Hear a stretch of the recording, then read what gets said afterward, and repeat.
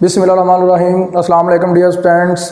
आज हम STA 301 lecture number 7 करने वाले हैं जी। अगर आप हमारे चैनल पर न्यू हैं तो सबसे पहले हमारा चैनल सब्सक्राइब करें, बेल आइकन को लाजमी प्रेस करें और दोस्तों के साथ ज़्यादा से ज़्यादा शेयर करें।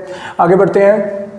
एग्जाम्पल है फाइंड मीन करना है जी फॉर ग्रुप डाटे से।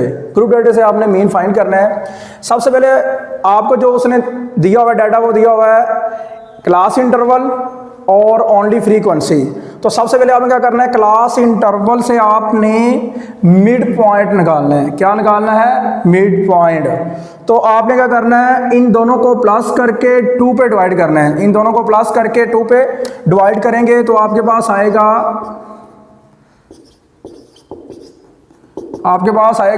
2 पे डिवाइड करने के बाद सारा का सारा 31.45 ये आपके पास आंसर आएगा फाइनल। ऐसे आपने दोनों को ऐड करके मिड पॉइंट निकालते जाना है। उसके बाद आपने क्या करना है, ये जो मिड पॉइंट होगा ये आपके पास या तो x होगा या y होगा, मतलब कोई ना कोई वेरिएबल आपके पास आ जाएगा। आपने क्या करना है जी, ये था आपके पास फ्रीक्वेंसी टेबल, तो इट मीन कि ये होगा आपके पास f।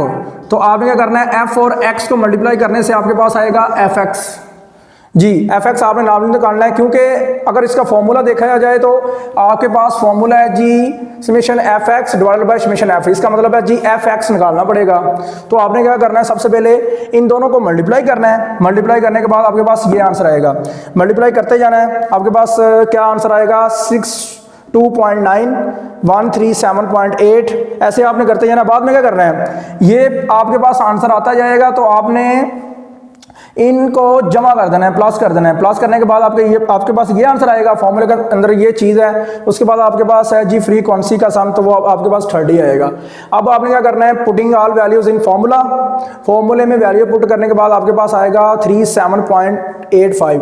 ये था आपके पास मीन फॉर ग्रुप डाटा के लिए। अब जो नेक्स्ट एग्जाम्पल है वो आपके पास है जी, वो आपके पास एग्जाम्पल है वेटेड मीन निकालना है। वेटेड मीन, तो एक बात याद रखनी है कि यहाँ पर जो आपके पास वेटेड मीन आएगा ना, फ्रीक्वेंसी की जगह पर आपके पास W आएगा, वेट आएगा, वेट।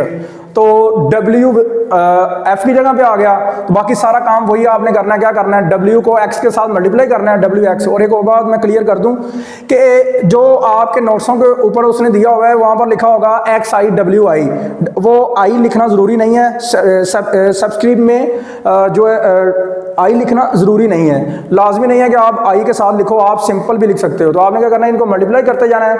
तो आपके पास आंसर आता जाएगा। एक्स को मल्टीप्लाई करना है W के साथ, मतलब कि 15 मल्टीप्लाइड बाय 100, तो 1500 आएगा आपके पास। ऐसे आपने करते जाना है।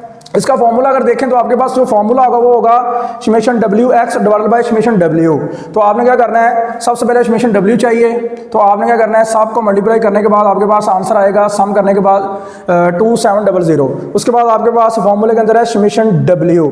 तो वो समेशन W कैसे निकालेंगे, आप सब को प्लस करोगे तो 300 आ जाएगा। तो आपने क्या करना है, फॉर्मूले के अंदर वैल्यू पुट करनी है, तो आपके पास 9 आंसर आएगा। ये था आपके पास weighted mean for group data. ये बात क्लियर कर दूं कि जो वेटेड मीन होगा आपके पास वो सिर्फ सिंपल इसी तरह ही आएगा। वो ग्रुप डाटा या अनग्रुप डाटा कोई भी चीज़ नहीं है, वो सिंपल वेटेड मीन ऐसे पूछता है। इसमें ग्रुप डाटा और अनग्रुप डाटा का कोई कंसेप्ट नहीं है, ये बात आपने क्लियर रखनी है जी। उसके बाद आप निकालोगे मीडियन। मीडियन जो है ना, बेसिकली इंतहाई इंपॉर्टेंट कॉन्सेप्ट है आपका, ये लाजमी करना है। ये शॉर्ट क्वेश्चन में आ सकता है, मोस्ट इंपॉर्टेंट है मीडियन फॉर अनग्रुप डाटा। ये अनग्रुप डाटा के लिए, ग्रुप डाटा वो होता है जिसमें फ्रीक्वेंसी दी जाती है, टेबल दिया जाता है, ये बात याद रखनी है, ठीक है जी। मीडियन की बात करें तो हमेशा बात याद रखनी है कि अनग्रुप डाटा के लिए जो मीडियन निकालते हैं ना, उसके 2 केस होते हैं। केस नंबर 1 जो होता है वो होता है ओड, और केस नंबर जो केस नंबर 1 होता है वो होता है ओड, और केस नंबर 2 जो होता है वो इवन नंबर के लिए होता है। तो सबसे पहले ओड के लिए बात करते हैं। तो आप देखें वैल्यूज कितनी दी हैं आपके पास, 1 2 3 4 5। मैंने अपने पास से एग्जांपल ली है कि आपके पास ओड वैल्यूज दी हुई हैं, मतलब नंबर ऑफ जो टर्म्स है ना वो आपके पास ओड्स हैं। कैसे हैं जी, 1 2 3 4 5, तो n यहाँ पर आपके पास क्या होगा, number of terms 5, number of terms 5 है, और नंबर है। तो आपने क्या करना है जी, सबसे पहले इसे अरेंज करके लिखना है, तरतीब के साथ लिखना है। तरतीब आप लगाएंगे तो सबसे पहले छोटा नंबर लिखना है, फिर उससे बड़ा, फिर उससे बड़ा, फिर उससे बड़ा। तो क्या करेंगे, सबसे पहले छोटा नंबर देखें 1 2 3 4 5, ये इसकी तरतीब आ गई। बाद में आपने क्या करना है, हाफ नंबर इधर छोड़ने हैं, हाफ नंबर इधर छोड़ने हैं, दरमियान में जो नंबर बचेगा ना वो मिड में जो बचने वाला वो मीडियन होगा। तो मिड से मीडियन निकला है तो आपके पास क्या आंसर आएगा, 3 इसका मीडियन आ गया। अब हम केस नंबर 2 की बात करते हैं। केस नंबर 2 की अगर बात करें तो आपके पास होगा इवन नंबर। इवन नंबर के लिए बात करेंगे तो इवन नंबर देखें, नंबर गिन लेते हैं, काउंट कर लेते हैं, 1 2 3 4 5 6 7 8। तो यहाँ पर तो प्रॉब्लम आ गई, तो सिंपल ये मतलब करेंगे क्या कि आपने क्या करना है, तरतीब से लिखना है नंबर, पहले सारे नंबर तरतीब के साथ लिखने हैं, 0 1 2 4 5 7 8 9। हाफ आपने इधर छोड़ देने हैं, हाफ आपने इधर छोड़ देने हैं, बाकी बचेंगे 2, दरमियान में 2 नंबर्स बचेंगे, दोनों को आपने ऐड करके और 2 पे डिवाइड करना है, आपके पास आंसर आएगा 4.5। ये आपका लेक्चर नंबर 7 कंप्लीट हो गया।